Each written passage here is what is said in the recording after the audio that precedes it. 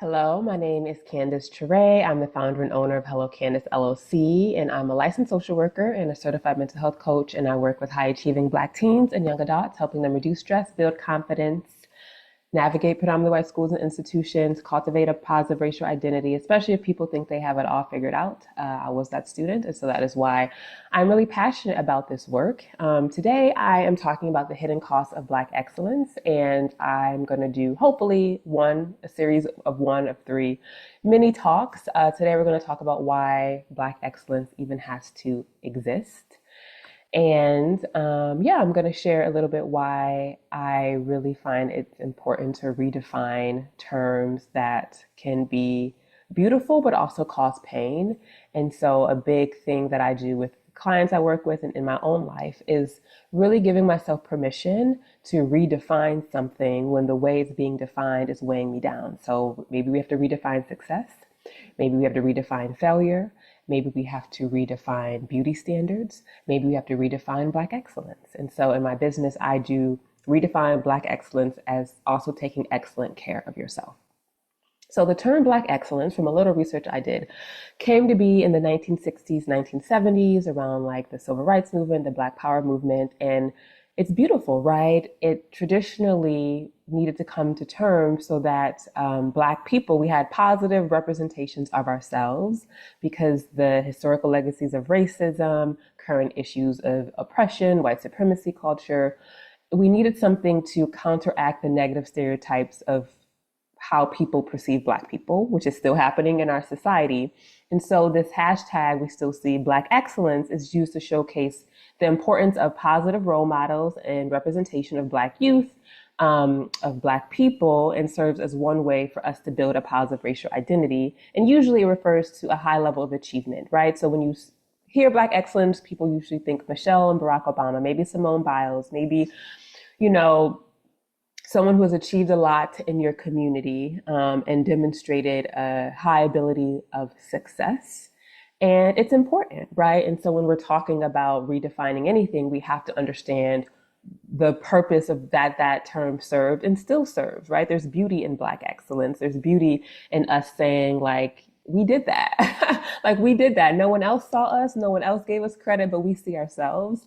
And the pain of it is that it can get conflated with perfectionism, right? There is no other racialized group that I know of in this society that has to work so hard to make sure we're telling the world how excellent we are, right? I don't often hear Asian excellence or Indian excellence or Latino excellence, and the term Black excellence exists because of anti-Blackness, because Black people have traditionally in this society been seen as less human, less smart, less deserving of love, less worthy. And so we responded to this reality by trying to prove our worth, by doing more, by saying, actually, we're going to show you that we're just as good, we're just as smart, we're just as capable.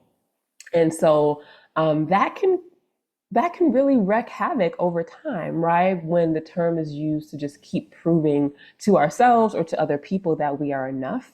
And we know because of discrimination, because of real issues of this society, sometimes as Black people as a group, we feel like we're always catching up, right? Catching up financially, right? Like I know for me and my family, my parents worked hard to change the financial landscape for me and my siblings so that we grew up in a different financial landscape than they did, right? So maybe we're catching up economically, catching up socially, right? Like working so hard to try to overcome these systemic barriers that existed before most of us were even born.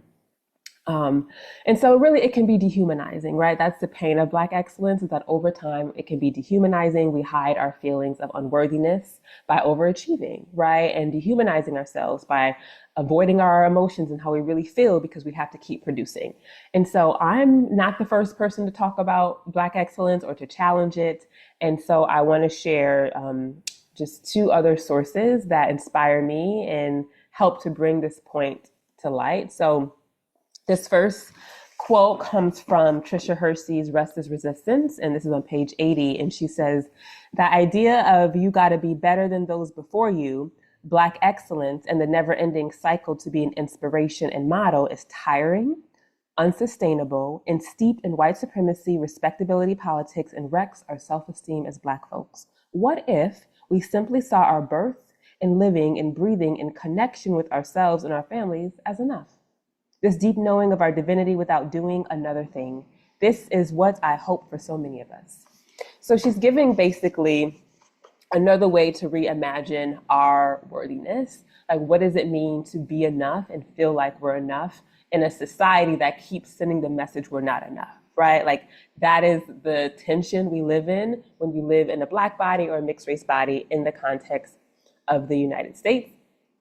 And then when we talk about educational systems, right, because I work specifically with people navigating educational systems, I went through them, right? This idea of needing to prove your worth sometimes shows up even more in the educational climate.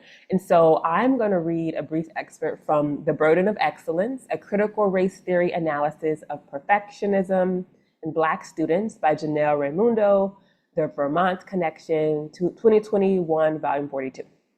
And this is just like the opening statement. And it does what it needs to do and it says what it needs to say. So I'm going to share and then like add my thoughts on. The pursuit of excellence in higher education is largely based on its capitalistic structure that values financial gain and relies on quantifiable measures of student success. So this is talking about outward metrics of success. So rankings, GPA, graduation rates.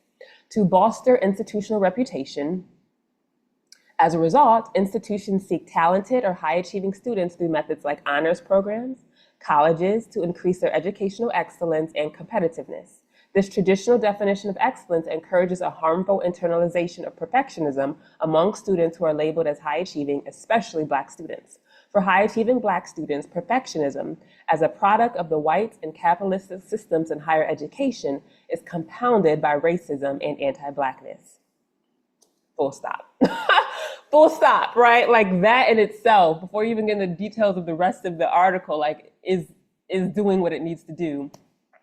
And so because of that reality, I really believe that as parents, as people who care about Black youth or young people and are rescinding them in educational institutions, we have to ask, what care are we surrounding around them as they go through these educational institutions, right? Like, I actually don't think anyone should go through any educational institution in the US without coaching or mental health support, not simply because, right, they'll have anxiety or stress, but because the nature of going through an educational program means that you are going to probably experience burnout. The likelihood you will experience burnout, the likelihood you experience stress, the likelihood you experience self-doubt is very high. And then when you talk about graduate school, then you talk about PhD programs, you talk about medical school or professional degrees, right? That level of stress increases, and that level of perfectionism oftentimes increases too, the higher the degree you get.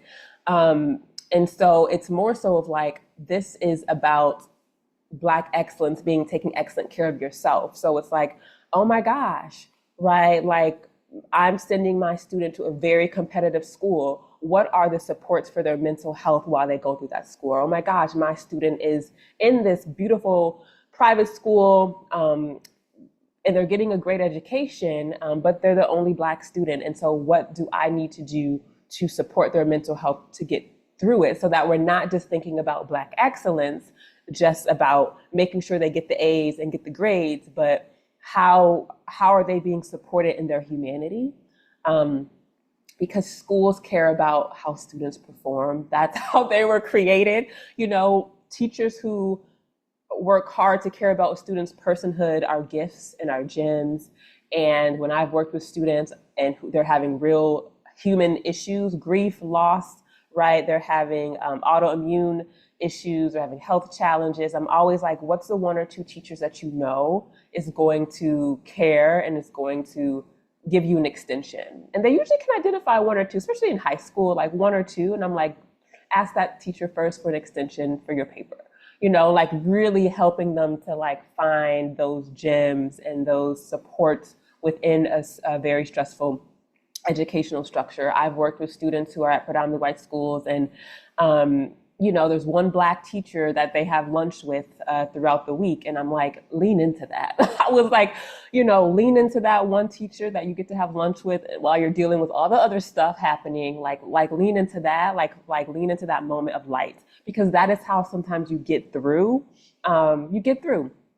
And so, okay, in summary, right, there is a burden that comes with Black excellence. There's a burden that comes with wanting our students to achieve and do well, because we know that that term Black excellence came from a society where we don't even believe at one point we did not believe Black people were human, and there were laws created around that, and that those laws and the messages from media get embedded into all of us and impacts how we interact with people and interact with ourselves. We know that we have to redefine things so that it creates more space for our wellness. So really paying attention to when you're taking excellent care of yourself, right? That is Black excellence. For example, I went on a walk today, maybe like a 20-minute walk. I challenged myself, let's notice one thing on our walk that we have not seen before. And I saw these little like purple flowers. I was like, oh, I've never noticed these purple flowers before. And I'm present and I'm noticing the purple flowers and I'm, paying attention to my surroundings as well. But like I'm going on this walk, that is Black excellence, right? And that is not something anyone's ever going to see, right? No one's going to see outwardly the success of me going on a 20-minute walk and noticing flowers. But that is Black excellence because I'm taking excellent care of myself so that I can continue to show up for the people I say I love and the work that I say I love and the communities that I say I love. And so, yes, I hope if anything, you really think about, I'm curious of like, what was the first thing you learned about Black excellence? And if you were to redefine Black excellence to mean you're also taking excellent care of yourself, what would you need to do 10% differently in your life? What would you need to say no to? What would you need to step back from? What would you need to stop taking responsibility for that may be a collective responsibility, right? Maybe there's lots of people who need to help make change in this area and you're doing a little bit and you can be grateful for that and be like, I did enough. Like I did enough, I said enough. Now I need to step back and focus on something else. I would love to know. And I am taking new clients. And so you can learn more at hellocandice.com and I would love to do a free consultation.